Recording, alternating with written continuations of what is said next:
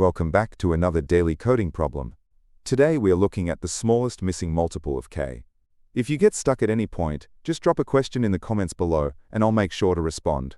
Here is the problem page, but it's a little wordy, so let me explain it visually. We are given a list of whole numbers called nums and a single target number called k. Our goal is to find the lowest possible positive multiple of our target number k that does not exist anywhere inside that list.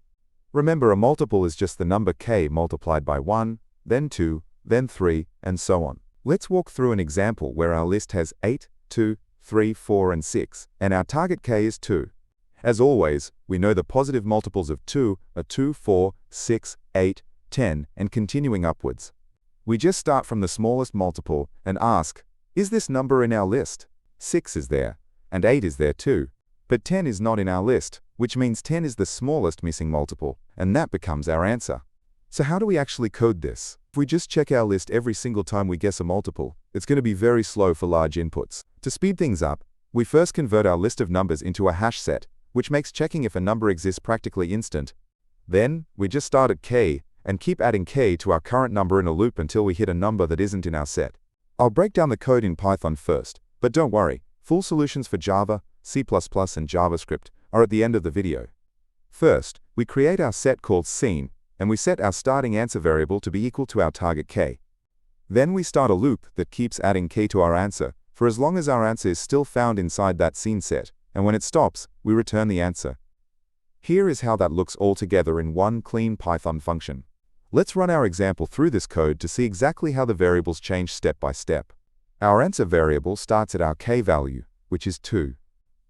2 is inside our list, so the loop runs and adds 2, making the answer 4. 4 is also inside, so we add 2 again, making it 6. 6 is inside, so it becomes 8. 8 is inside, so we add 2 one last time to make it 10. 10 is not in our scene set, so the loop breaks and we return 10 as our final answer. Are there any weird edge cases we need to worry about here? What if the very first multiple, the number k itself, is missing entirely from the list? Our code handles this perfectly because the loop condition immediately fails on the first check and it just returns the number k right away. The time complexity is big O of n. Building the set takes time proportional to our list size, and logically, we only have to check at most n+1 multiples before finding a missing one, where n is the length of the list. The space complexity is also big O of n. This is because we create that extra hash set, which has to store every unique number from our original list. Just a quick heads up, this channel uses AI narration because I built this system to help myself study faster, and I've changed the video format up recently based on your feedback.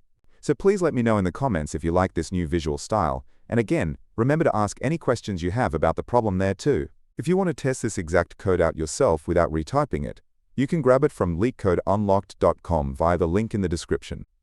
As promised, let's take a quick look at the solutions in other languages. Here is the full solution written in Java.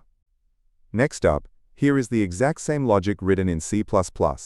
And finally, here is the solution in JavaScript. The biggest takeaway from this problem is that converting an array into a hash set is the best trick to remember whenever you need to repeatedly check if something exists. Before we finish up, I have another channel called Leetcode Unlocked, where I am trying to eventually post a solution for literally every single Leetcode problem, so make sure to check it out.